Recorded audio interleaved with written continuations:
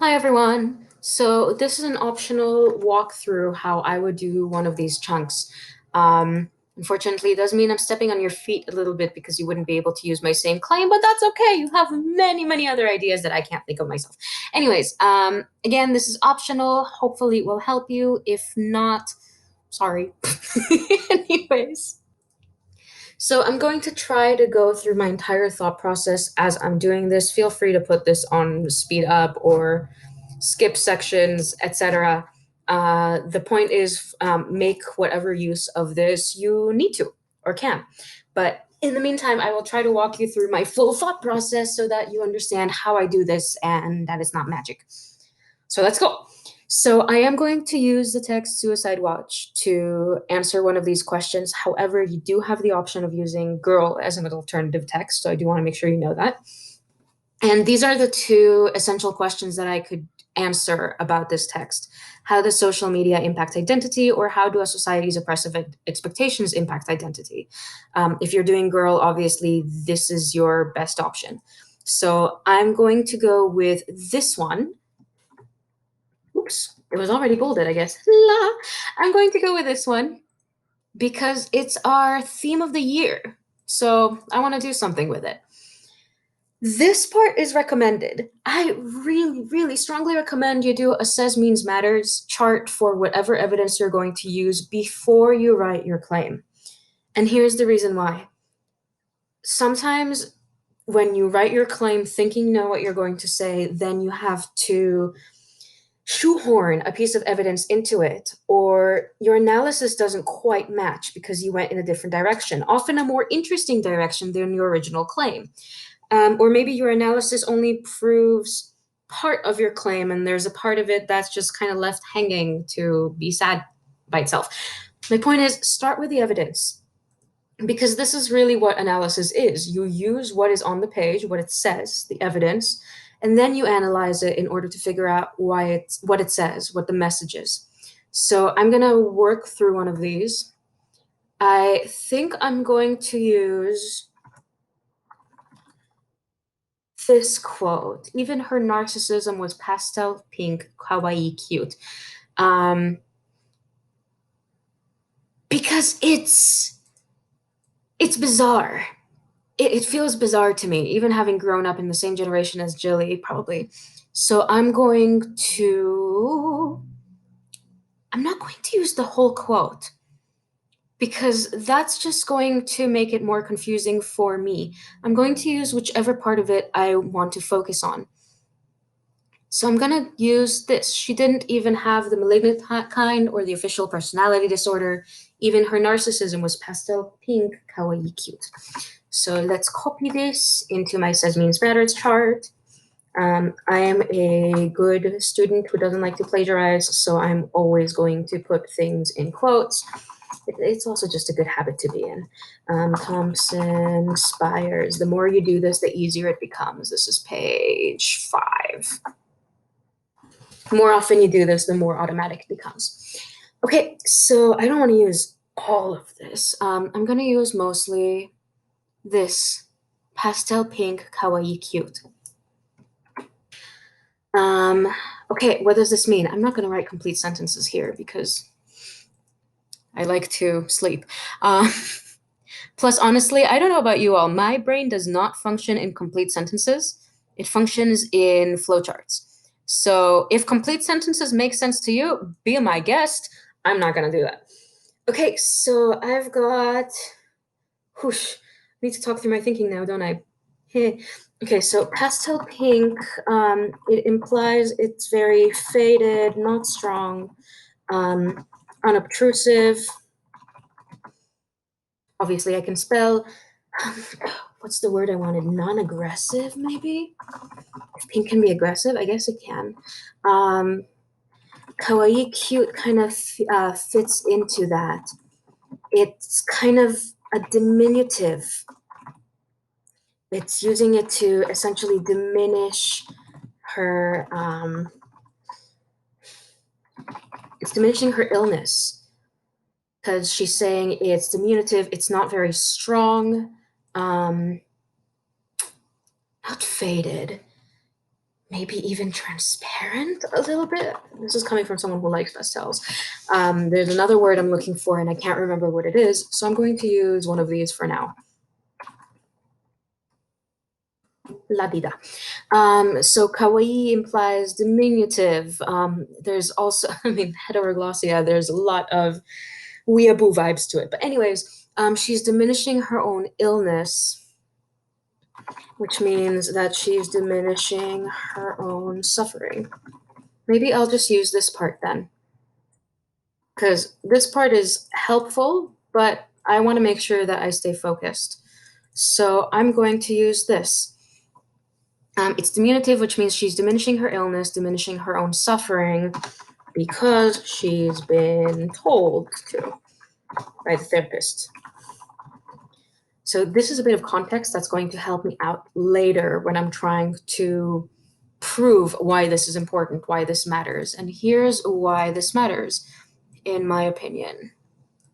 Or I guess in the text opinion, or my opinion about the text opinion. Anyways, so this matters because diminished suffering, society is diminishing her suffering. Suffering is supposed to be bold. That's the word I was looking for. What's the opposite of bold? Let's find out. La-di-da. And I've talked to you all before, I think, or at least in the other how-to, about synonyms. Feel free to use the thesaurus. I make ample use of it because I can't always remember my words. But make sure you know that the word that you're using and that it has the connotations you wanted. So let's look for an antonym. Ha. Cautious, cowardly, meek, shy, timid, faint. I guess. Let's use that for now. Right? Bright, striking. There we go. That's a better definition of bold. You did not know you were coming into how to use a thesaurus lesson, did you? Okay, yeah, these look like what I'm looking for. Antonyms? Dull. Maybe. Soft. There we go. Duh. Subdued. Aha. This is a much better word. Or weak. Let's use this one. I think. Any of these could work. Grr. Okay, so I'm gonna go with soft versus bold. That's the word I'm deciding to go with. La-di-da. So I'm gonna put soft. That's my word. Okay, so that helps me already because pastel pink as opposed to la-di-da. As opposed to bold pink. So it's a softer color, implies that the illness is softer and therefore not as strong and therefore doesn't count in society too. So this goes again with that diminishing bit that I was doing in the second half. I could use either of these pieces. Which do I want to? I'll use this. I'll still use this. Anyways. So because narcissism not as strong or obvious, I'm using words that are connected to bold colors. She's diminishing her suffering by society through the therapists. Suffering is supposed to be bold, easy to see, to count in society. So in this way, society is telling her that her suffering doesn't matter. I'm kind of going in circles here, diminishing her own suffering. What does this do to her identity? Okay, okay, that didn't work. She looks down on herself. Again, disregards herself. Doesn't seek help. Yay. I could use that. This is something that I think I can later turn into a message. So this is what I'm going to use to begin my claim. And again, at the end of this, I am going to go back and read through everything together and make sure that it makes sense together and that I'm proving each part of my claim. So let's see. I'm going to start by answering in a complete sentence. Yay. So since we're talking about mental health here, let's say society expects mental illnesses to be obvious in order to acknowledge suffering, thereby, let's say American society. American society expects mental illnesses to be obvious in order to acknowledge a person's suffering. The semicolon, as such, you'll see that I like commas and semicolons a lot. Helps me keep track of my own sentences. As such, anyone who, I keep not typing in the right place, anyone who doesn't meet the arbitrary standard for suffering has their suffering diminished and and consequently diminishes their identity. Now, I'm reminding myself that identity in our class means the way you see yourself. I might want to incorporate that into my claim to make sure that's clear that that's the part of identity I'm using. So diminishes how they view or how they regard their own identity. Okay, so I'm going to go back and read through this and make sure that I remember what the sentence starts as by the time I get to the end because it's long. American society expects mental illnesses to be obvious in order to acknowledge a person's suffering. As such, anyone who doesn't meet the arbitrary standard for suffering has their suffering, and I'm repeating, but it's okay, has their suffering diminished and consequently diminishes how they regard their own identity.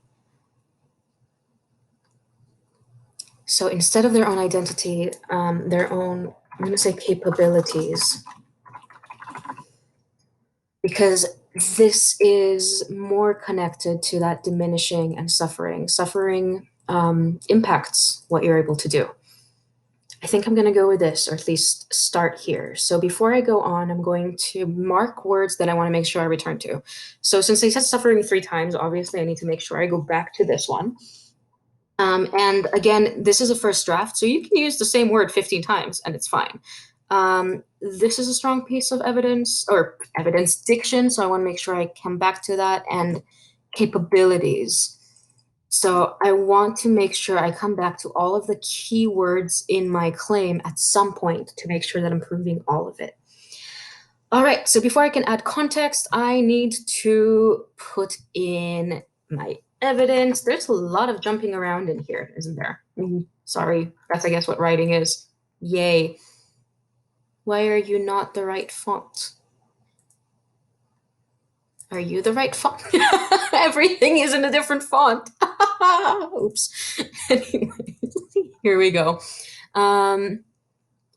Okay, so I need to give this some context. Oh wait, don't forget to put comps and spires 5. Make sure I don't forget to give credit where credit is due and cite my quotes properly. Please, please, please cite your quotes properly. Let's see. So what happens right before? I'm going to use this optional frame. So in the story, Jilly, and now I'm going to give some information about who she is. Jilly is a young woman struggling with the repercussions of narcissism, or I'm just going to say struggling with her mental health. Jilly's a young woman struggling with her mental health who, let's say, I want to tie the therapists in here because I think that's important context. They are the society that I'm using to look at. Who Jilly is a young woman struggling with her mental health. Okay, let's do this. Jilly, comma, a young woman who is a young woman struggling with her mental health, is consistently told by others that her illness does not really count. This is a bit of interpretation here, so I do need to make sure I explain this at some point, but it is okay to bring some interpretation into your context because that helps convince your reader from the get-go that this is where you should be going. Let's ignore the fact that everything is in a different font. Okay, so I want to make sure I tie in the therapists. As Jilly's therapists have told her that she didn't even have the malignant kind of narcissism. Thank goodness for autocorrect. Or the official personality disorder.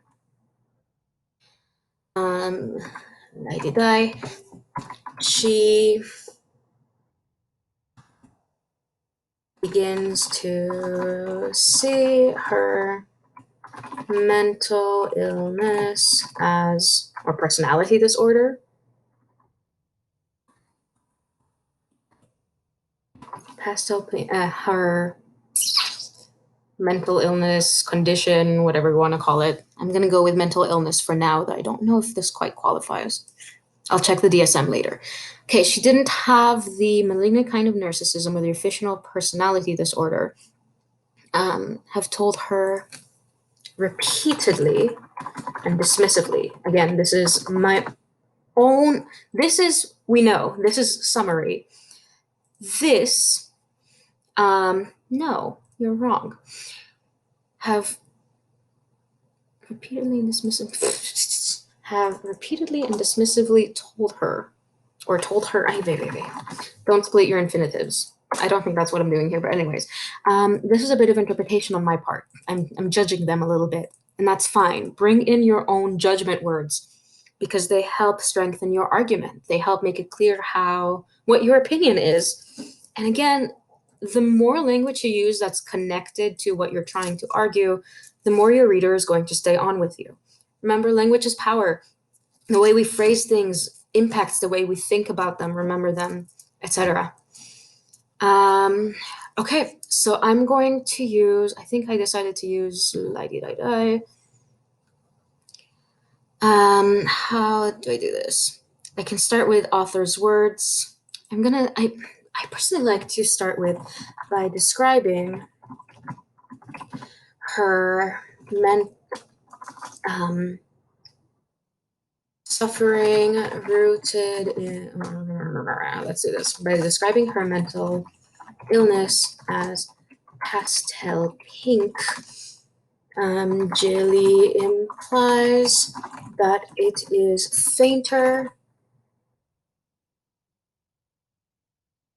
less bold, and therefore less valid. I think.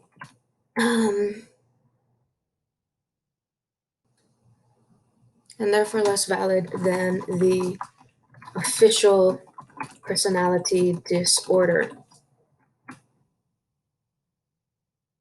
It is fainter, less bold, and therefore less valid than her official personality disorder. I'm going to add another sentence because I can. You do not have to. Furthermore, this is my go-to word when I write pretty much anything. Furthermore, by calling it kawaii cute. So again, what I'm doing here is I'm quoting the quote.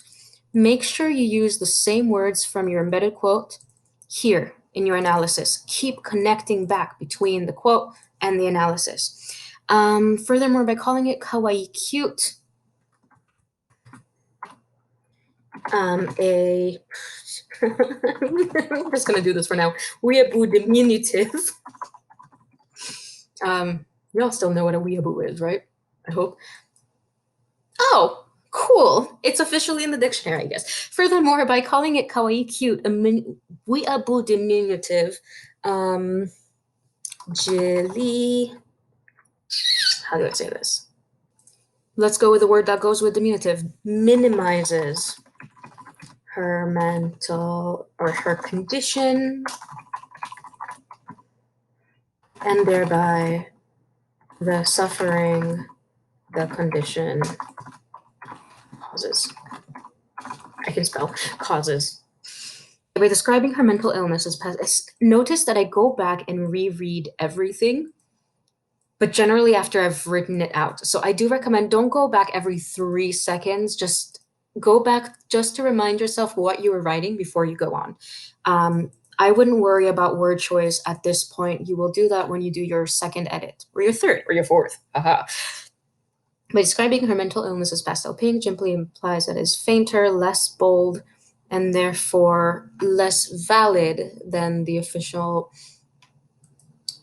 How about this? Less fainter, less obvious, and therefore less valid than the official personality disorder. Furthermore, by calling it quite cute, a diminutive minimizes condition, thereby suffering. Okay, so I think there are some words here from my claim. And again, I am trying to bring these in. I'm gonna check to make sure okay, I have not gotten to the word capabilities yet, so I'll see if I can get there, and if not, I might want to change that. Cool. I'm gonna add a little bit to this. Due to the repetitive, or due to her therapist's repetitive dismissal, Jilly describes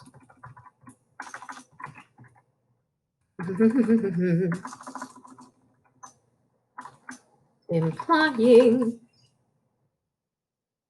repetitive dismissal. Yeah, so I'm doing a cause and effect here.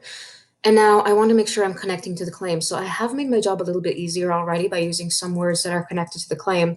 I want to make sure I tie it back to capabilities unless I decide that I can't do it in 5 or 6 sentences, in which case I need to take that out. So let's see what I can do. I'm going to use this optional frame. Yeah, let's use this optional frame and then I can fix it to make it work for myself. Jilly's reaction, I'm going to change this word later to make it more specific. Jilly's reaction illustrates how people, blah, blah, blah, and then I need to restate my claim. So how people, I want to say something about repetitive pressure / expectations from this. I just want to say, consequently, causes them to diminish themselves. There we go. This goes back to identity and the way you see yourself. I think I can use that. Not because I don't really see anything about capabilities in here. So this is what I want you to do. Keep going back from your analysis to your claim. Are you proving the claim or are you proving something else? And if you're not proving something in the claim, take it out or make sure that you can prove it. I could not prove that capabilities thing, so I've taken it out. This makes more sense to me.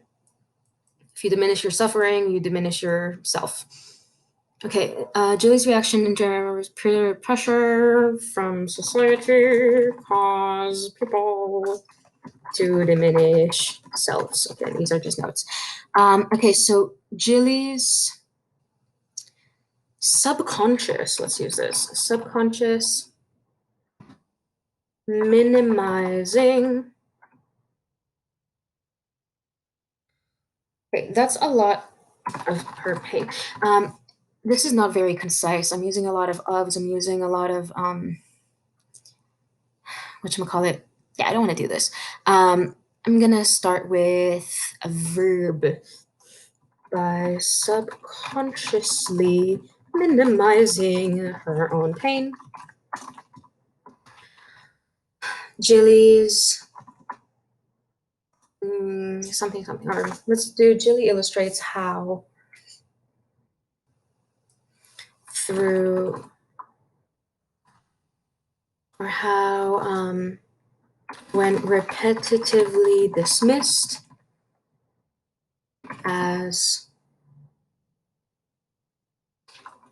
and invalidated. There we go. I want to go back to words that I have either in my claim. Where is it? Standard, obvious, acknowledge. There we go. And the word valid here. I want to make sure I keep going back to words that I've used before. This helps my reader follow my train of thinking. Hopefully, I also might have just confused you all out of your minds by now. Sorry. Anyways, by subconsciously minimizing her own pain, Jill illustrates how when repetitively dismissed and invalidated, a person internalizes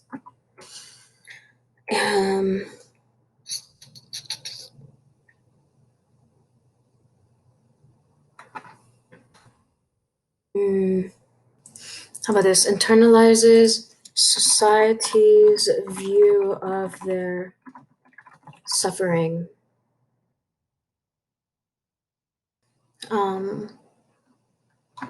And causes them to minimize and doubt it as well as themselves. Let's try that. By subconsciously minimizing her own pain, Jilly illustrates how, when repetitively dismissed and invalidated, when suffering. No, never mind. I already said that. A person internalizes, or instead of pain, let's say struggles. A person internalizes society's view of their suffering. Let's add an adjective here. Minimized. I've used that 3 times already. Dismissive. I'm just going to put that here so I have something in writing, and then I can go thesaurus it up. Dismissive view of their suffering and causes them to minimize and doubt it as well as themselves. And consequently, themselves. Yay, something like that. So at this point, I would reread through it. I would fix word choice that is repetitive or that might not be as precise as I want. I actually recommend, if you do have the time, step away from your writing for at least a couple of hours, preferably a day or two, before you come back to it to revise it. Again, as a reminder for what I'm doing here is I want to make sure that the words I'm using in my claim, as well as some of the words from the question itself, I want to make sure I'm constantly using those. One, because it helps me stay on track. It helps make sure that I'm staying focused on my own topic. And 2, it drags the reader along with me. It makes it easier for them to follow my train of thought, and therefore easier for them to see my point, even if they do not agree with me. So here's hoping this was helpful to you. If not, I guess we'll touch base about that on Wednesday, and I can think about more ways, hopefully, to make these accessible to you all. Happy writing. Good luck. Oh my God, this video is probably 1,000,000 minutes.